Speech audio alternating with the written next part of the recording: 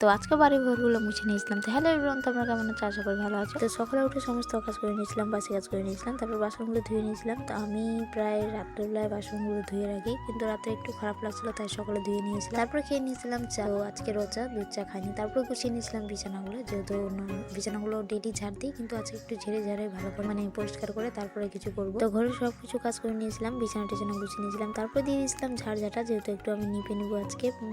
নোংরা হয়ে গেছিলো বাড়িতে। আমি অতটা নিপতে অত পারি না, আমি অতটা ভালো পারি না, তাও বাড়িগুলো নোংরা হয়ে গেছে, কি করবো বলো। মাটির বাড়িতে যতই পারি আর না পারি নিপতে তো হবে। তো নিপে নিয়েছিলাম, তারপরে তো নিপে হয়ে গেছিল। তারপর হয়ে গেছিলাম স্নান। তো স্নান করে দিতে হবে আমাকে পূজা, তার জন্য রেডি হয়ে গেছিলাম। তো আমি পরে নিয়েছিলাম সিঁদুর, তারপরে চলে গেছিলাম ঠাকুর ঘরে। তো দেখতেই পাচ্ছ মন্দিরটা ধুয়ে দিচ্ছে। তো আমি এখানে মাটির বেশি জল দিই না, ভালো করে একটু ধুয়ে ধুলো টুলো যেগুলো পড়ে থাকে সেটা ভালো করে পরিষ্কার করে দিই। দিদি আমি মন্দিরটা এইভাবে করে ধুই, তো ঝাড় দেওয়ার পরে প্রচন্ড ধুলা পড়ে যায়। সবকিছু করানোর পর দিয়ে দিয়েছিলাম পূজা। তো আমি ভাত খাই, তবে নেক্সট ভিডিওতে দেখাচ্ছে। টাটা।